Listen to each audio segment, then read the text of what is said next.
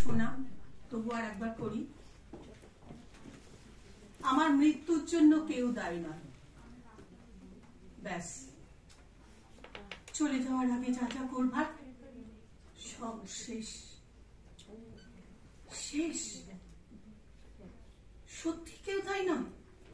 কিন্তু আমি তো জানি একজন আছে, বহাল তবিয়তে ঘুরে বেড়াচ্ছে, নষ্টামি করছে। আমার মৃত্যুর জন্য একমাত্র সেই দায়ী। হ্যাঁ হ্যাঁ, একমাত্র সেই দায়ী। তবু এই কথাটা লিখলাম।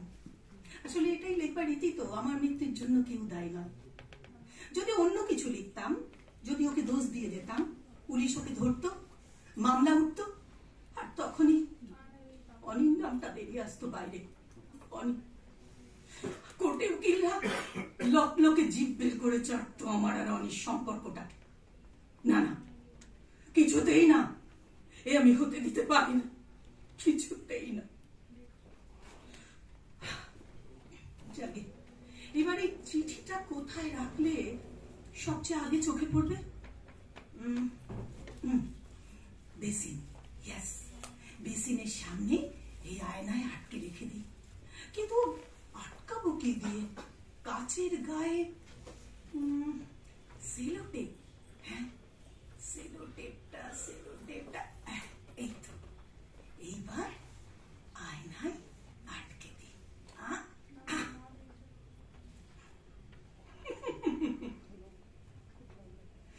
সুচিতা মিত্র, তুমি? হ্যাঁ, তুমি আয়নার গায়ে সেলোটেপ দিয়ে চিঠি আটকাচ্ছ? তুমি যে তুমি আয়নায় জলের ছিটে লাগলে চেঁচামেচি করতে। থাক, আয়নার গায়ে একটা আঠার দাগ থাক। সুচিতা মরে গেলে তার বর তাকে মনে রাখবে না, কিন্তু এই দাগটা যদি থেকে যায়, সে যে কদিনের জন্যই হোক, মনে কি করবে না আমাকে? আর এই দাগটাও যদি চলে যায়, আয়নাটা সকালে ঘুম থেকে উঠে দাড়ি কামাতে এসে আমার মুখটাই ভেসে উঠবে না আয়নায়? হ্যাঁ, বোকা বোকা আমি, একটা বোকা রোমান্টিক। নইলে বিয়ের এতদিন পরেও শরীরকে নিয়ে এইসব কথা ভাবি? আবেগ শূন্য স্বার্থপর একটা মানুষ, যে নিজের একটু আরাম, একটু ফুর্তির জন্য অন্যের গোটা জীবনটাকে পায়ে মারিয়ে চলে যেতে পারে। সে নাকি আয়নায় আমার ছায়া দেখে হাসিও পায়। বিয়ের পরে আমার নাচ, গান, পড়াশোনা সবকিছু তুমি একে একে শেষ করে দিয়েছিলে।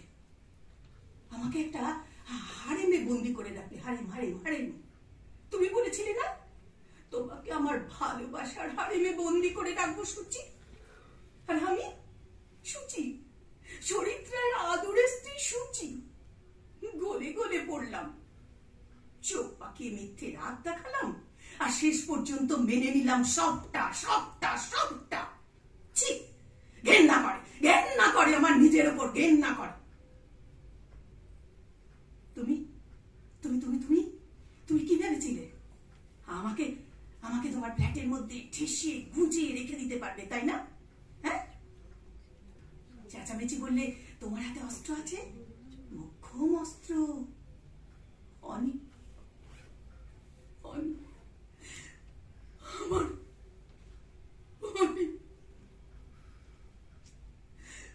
কি আশ্চর্য, আমি এখনো তোমার জন্য কাঁদছি অনি।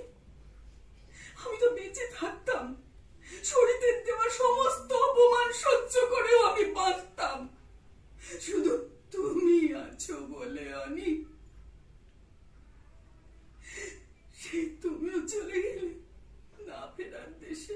কেন বলো না, কেন চলে গেলে অনি?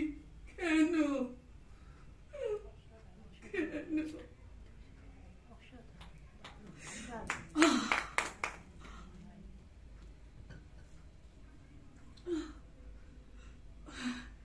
না, আমি কি পাগল হয়ে যাচ্ছি?